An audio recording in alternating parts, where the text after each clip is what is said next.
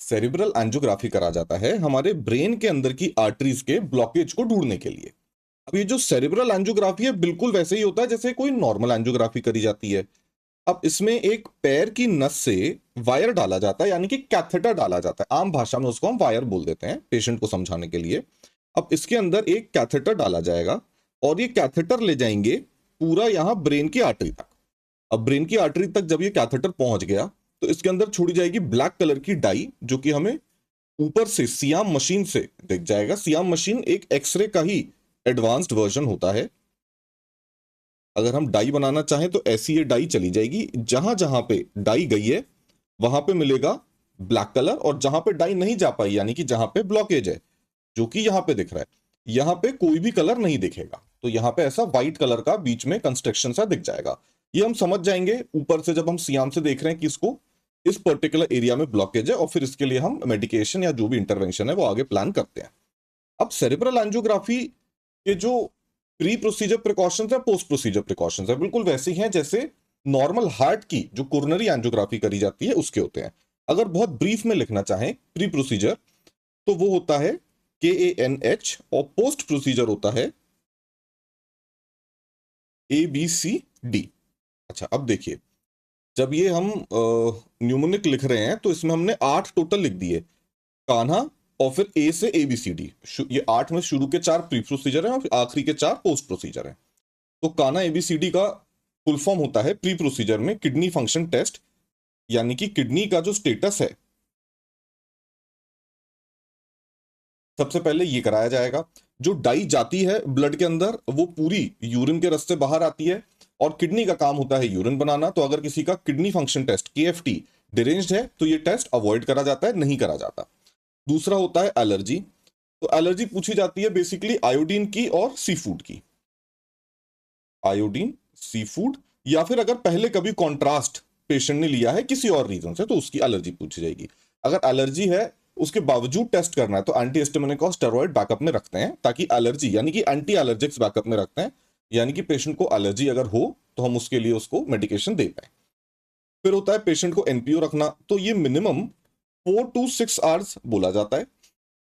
Ideally ये जांचें morning में, अर्ली मॉर्निंग करते हैं, और पेशेंट को सुबह से एडवाइस करते हैं कि आप कुछ भी मत खाइएगा, खाली पेट रहिएगा। तो रात भर पेशेंट अपने आप फास्टिंग रहता है, रात में तो बीच में उठ के खाएगा नहीं नींद से, और जब वो सुबह से उठेगा तो उसको बोला जाएगा खाली पेट रहना है। फिर होता है हाइड्रेशन। देखिए, हाइड्रेशन इसलिए जरूरी है क्योंकि हम चाहते हैं कि किडनी प्रॉपरली काम कर रही है या नहीं कर रही है इसका असेसमेंट भी हो पाए।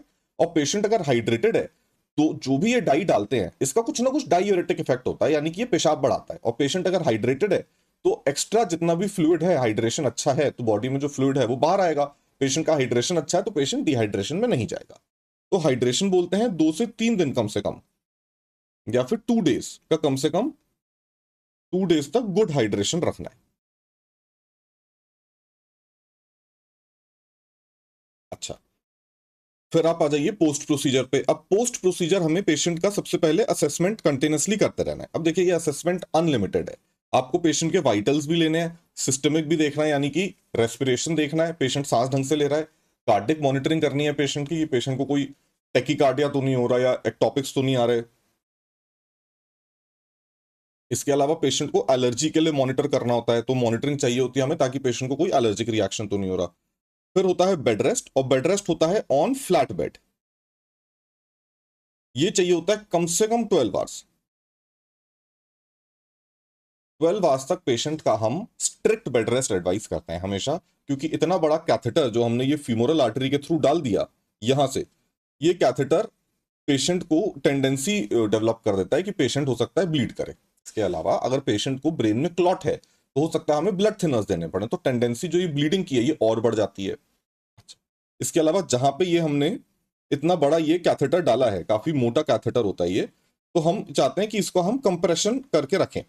ये कंप्रेशन हाथ से भी करा जाता है, या फिर इसके लिए एक छोटा सा सैंड बैग आता है, सैंड बैग भी यूज करा जाता है। और लास्ट होता है ड्रिंक वाटर। अब ये जो हाइड्रेशन है और ये जो ड्रिंक वाटर है एक ही बात है। पहले भी पानी ज्यादा पीना है और बाद में भी पानी ज्यादा पीना है। पेशेंट अगर खुद से नहीं पी पा रहा है पानी तो आईवी फ्लूइड्स दे देंगे।